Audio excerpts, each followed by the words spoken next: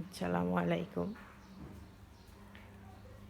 তো আজকে সকালে উঠতে আমার একটু দেরি হয়ে গেছে, কারণ আমার গলার ভয়েস শুনে বুঝতে পারছেন যে আমি খুব অসুস্থ। রাত্রের বেলা অল্প একটু ভাত ছিল, থালা বাসনগুলো পরিষ্কার করতে পারি নাই। শরীরটা চলছে না, এত ঠান্ডা, শরীরটা খারাপ। ওদিকে আমার মেয়ের শরীরও খুবই খারাপ, ওর ঠান্ডা জ্বর। ওই দেখেন ফাতিমা ঘুমিয়ে আছে।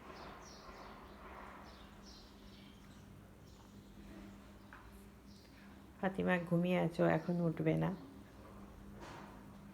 তো এখন কিছু না কিছু তো রান্না করতে হবে।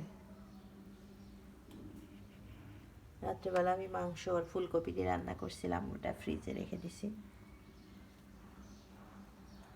তো এখন আমি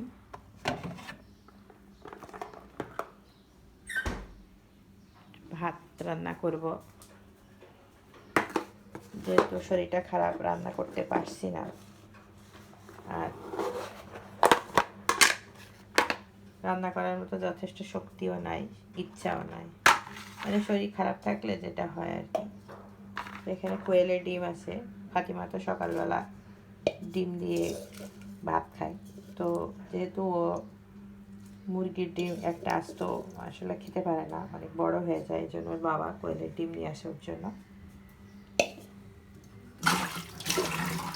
তো এখন হচ্ছে আমি ফাতিমার খাবারটা রেডি করবো, প্লাস আমার খাবারের জন্য ভাত দিয়ে করব, ভাত রান্না করব। আসলে সংসারে একা থাকলে কি হয়,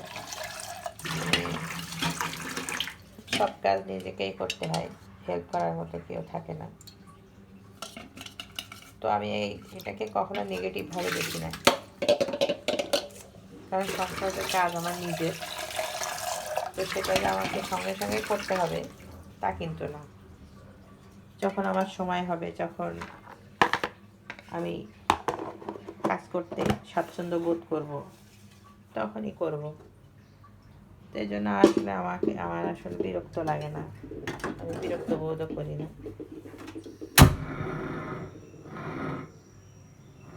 চুলাটা পরিষ্কার করতে হবে, কারণ চুলা ময়লা হয়ে গেছে। কি করবো, আসলে এমন এমন দিন আসে যে তখন আর শরীরে কুলায় না, করতে খুব কষ্ট হয়ে যায়। তো এটা রাতের ভাত, যেহেতু শীতের ভাত, নষ্ট হয় নাই। আর এটা আমাদের বাড়ির চাল, এটা আমরা নিজেরাই